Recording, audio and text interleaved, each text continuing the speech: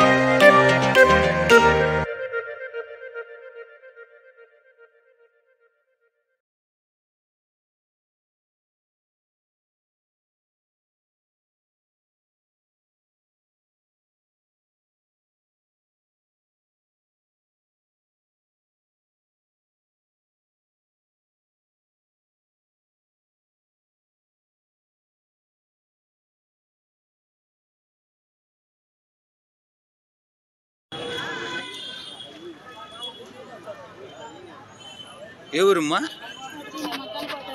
Pension వస్తుంది 6,000 వస్తుంది. 15,000 కోసం అప్లై చేసినాం, రాలా మాకు. వీళ్ళ ఆయన ఇడిచిపెట్టేసి 10 ఏళ్ళు అయిపోయాయి. బాబు చదువుకుంటున్నాడు, పెద్ద బాబు చదువుకుంటున్నాడు. మాకు 10 ఏళ్ళు అయిపోయాక కూలీ చేసి మేము సాకినాము, అంతా చేసిన. ఇప్పుడు 2 ఏళ్ళు కష్టం అవుతుంది సాకి. ఇప్పుడు ఎత్తుకొని ఆడపోలేను, పనికి కానీ పోలేను. అందుకు 15,000 పింఛన్ రావాలో మన సాధుకి ఏమన్నా రుచి కావాలని వచ్చినాము.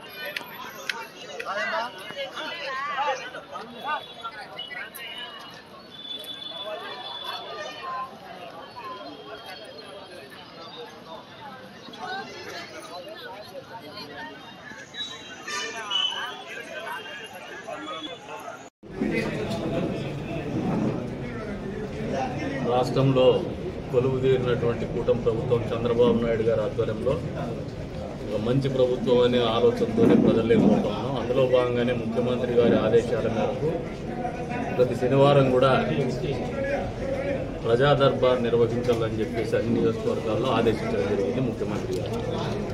ఆయన ఆదేశాలకు అనుగుణంగా, ఆలోచనలకు అనుగుణంగానే ఈ రోజున ప్రజా దర్బార్ కార్యక్రమాన్ని కదిరి నియోజకవర్గంలో కూడా నిర్వహిస్తున్నాం.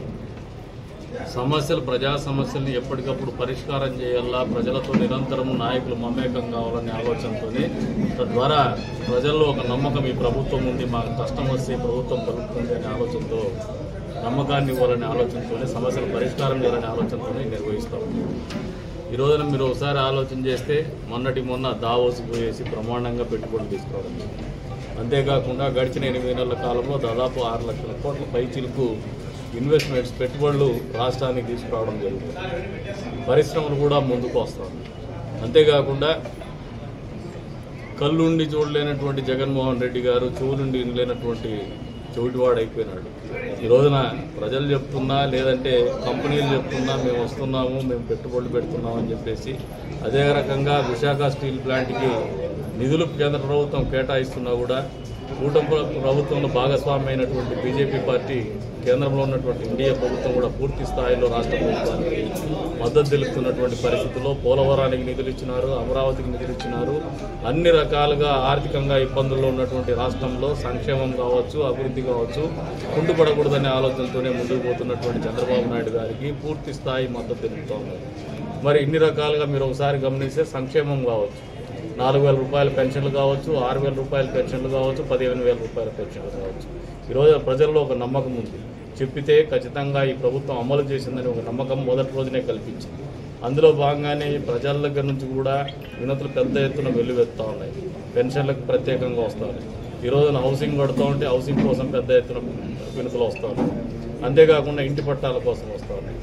పెద్ద ఎత్తున ఏదైతే గత ప్రభుత్వ హయాంలో వైఎస్ఆర్సీపీ పార్టీకి చెందినటువంటి నాయకులు చేసినటువంటి అక్రమాలు కూడా వెలుగులోకి వస్తాయి.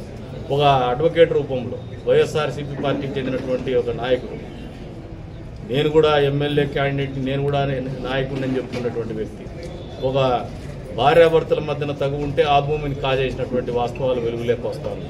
అందుకే పోలీసు వారిని, అదే రంగా రెవెన్యూ వారిని, పూర్వాపరాలు దీన్ని పూర్తిగా పరిశీలించి రెవెన్యూ వారు కూడా అలసత్వం ప్రదర్శించిన రీతిలో వాళ్ళని కూడా ఆదేశించినాము. ఈ వేదిక మీద నుంచి వెంటనే ఆ రెవెన్యూ రికార్డ్స్ బయటికి తీయండి అని చెప్పేసి, ఏవైతే రెవెన్యూ రికార్డ్స్ ప్రకారము ఖచ్చితంగా వాళ్ళ మీద క్రిమినల్ చర్యలు తీసుకోవడం జరుగుతుంది.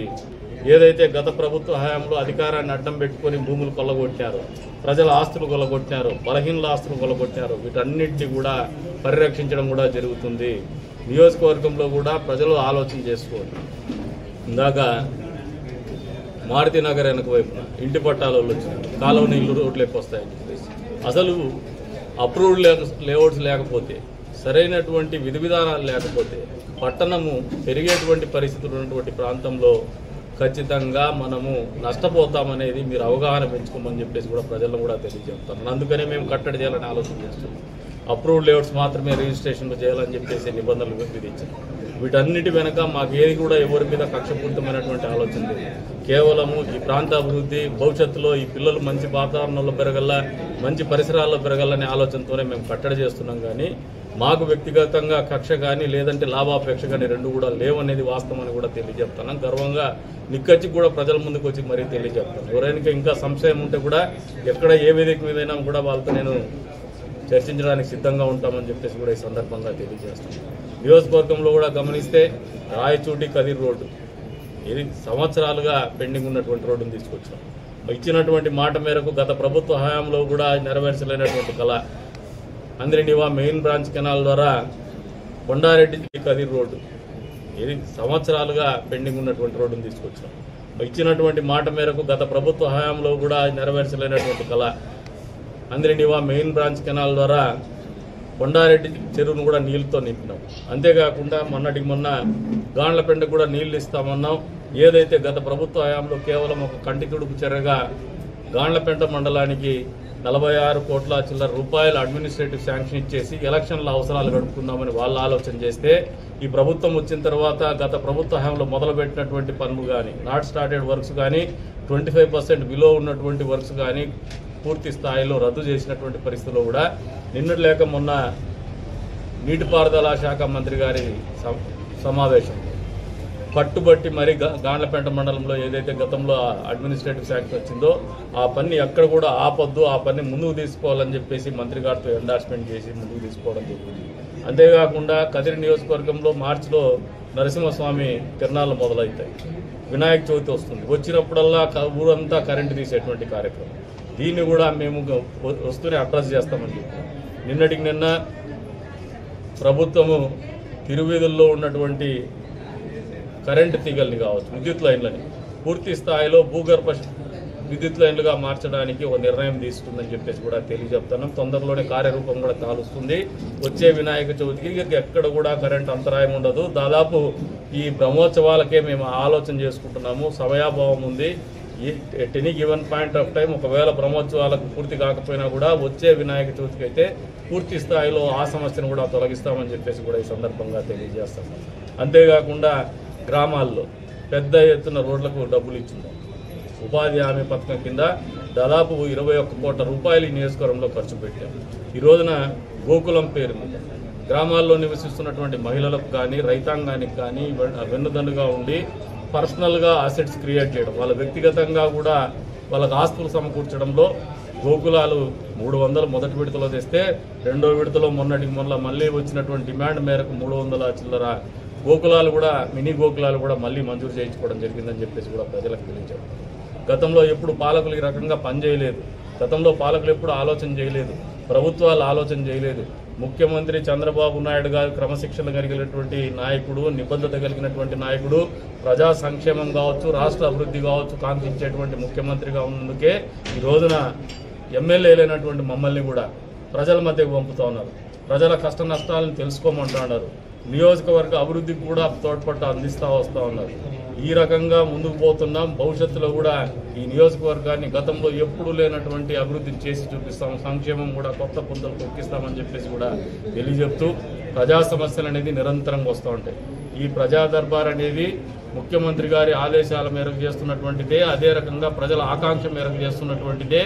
ప్రజల నుంచి వినతులు వచ్చిన రోజులు కూడా వాళ్ళ కష్టాలు చెప్పుకోవాలనే ఆలోచన వాళ్ళకు ఉన్నన్ని రోజులు కూడా వాళ్ళ మధ్యనే మేము ఈ ప్రజా దర్బార్ని కూడా భవిష్యత్తులో నిర్వహిస్తామని చెప్పేసి కూడా ఈ సందర్భంగా తెలియజేస్తున్నాము.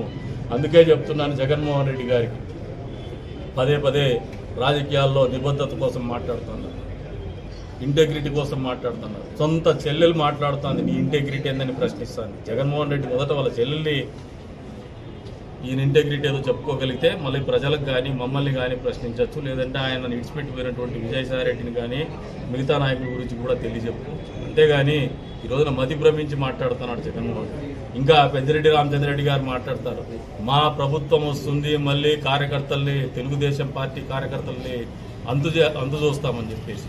గతంలో 5 సంవత్సరాలు మీకు అవకాశం ఇచ్చారు. మీరు చూస్తామనే ఆలోచనతో చేసినటువంటి ప్రయత్నాలే మీకు 11 సీట్లు ఇచ్చినాయి.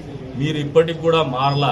మీరు ఇప్పటికీ అదే దూరంతో ముందుకు పోతే ఆ 11 పక్కల ఒక సీటు కూడా ఒకటి పోయేసి ఇంకొక సీటే మీకు మిగులుతుందేమో అని చెప్పేసి కూడా ఈ సందర్భంగా పెద్దిరెడ్డి రామచంద్రారెడ్డి గారికి, జగన్మోహన్ రెడ్డికి, వైఎస్ఆర్సీపీ పార్టీ నాయకులకు, వాళ్ళ కార్యకర్తలు కూడా తెలియజెప్తున్నాం. మీది ముగిసిన అధ్యాయం. మీకు నిజంగా ప్రతిపక్ష పాత్ర హోదా కూడా దక్కలేదు. అందుకనే